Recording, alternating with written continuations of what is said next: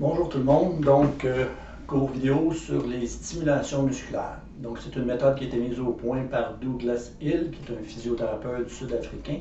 C'est très intéressant pour remettre de l'ordre dans nos fonctions musculaires. Souvent, on fonctionne par compensation. Donc par exemple, vous aurez beau entraîner vos fessiers, si vos fessiers ont décidé de prendre congé pour une raison ou pour une autre, ce sont vos ischio-jambiers qui vont plus travailler, ou il y a une compensation qui va se faire, les fessiers ne seront pas optimales dans leur fonction. Donc, pour optimaliser, on va en faire trois. On va faire le diaphragme, le psoas, qui est le fléchisseur de la hanche, et les fessiers, qui sont les extenseurs de la hanche. Donc, ça va comme suit. On a besoin d'un petit exercice de référence. Donc, pour ce faire, moi, je me penche vers l'avant, puis j'observe jusqu'où je vais. Est-ce que je vais jusqu'à mes chevilles? Mes jointures vont au sol? Est-ce que la paume de mes mains va au sol? Et les endroits où je ressens des inconforts dans mon corps. Par la suite, je viens au niveau de mon diaphragme. Je ne veux pas aller directement sous le sternum, je vais aller plus sur les côtés, puis je m'en viens masser cette région. Je fais des pressions glissées. Donc on peut y aller juste d'un côté, on peut y aller les deux côtés à la fois. Pas besoin de peser très fort, mais quand même. Donc des pressions glissées comme ça, à peu près 20 à 30 secondes. Par la suite, au niveau du sternum, on frotte cette région.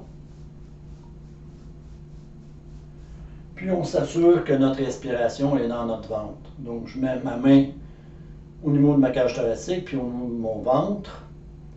Et lorsque j'inspire, je veux sentir l'action dans ma main. Si vous sentez qu'il y a trop de mouvement vers le haut, c'est que le diaphragme ne descend pas suffisamment, il travaille mal lors de l'inspiration. Donc, on reprend ça ici.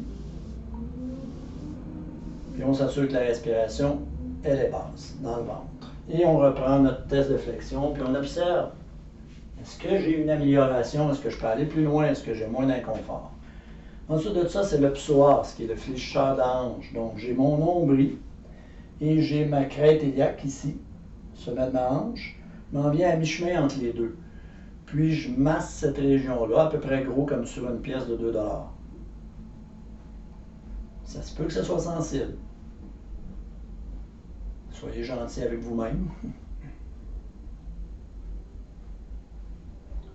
Et de l'autre côté, on masse ça à peu près 20 à 30 secondes de chaque côté. Bon, je vais un petit peu plus vite pour les besoins de la vidéo.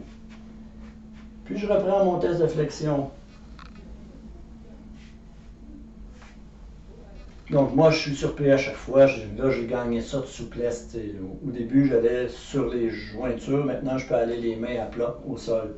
Pour les fessiers, curieusement, le point de stimulation pour les fessiers se trouve être juste sous le crâne, à l'arrière, de la colonne vers les oreilles.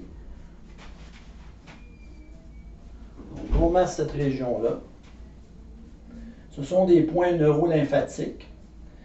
Et les neurolymphatiques vont améliorer la communication au niveau du système nerveux entre l'ordre de faire la contraction et la réception du muscle, si on veut, pour avoir une meilleure, une optimisation de sa fonction.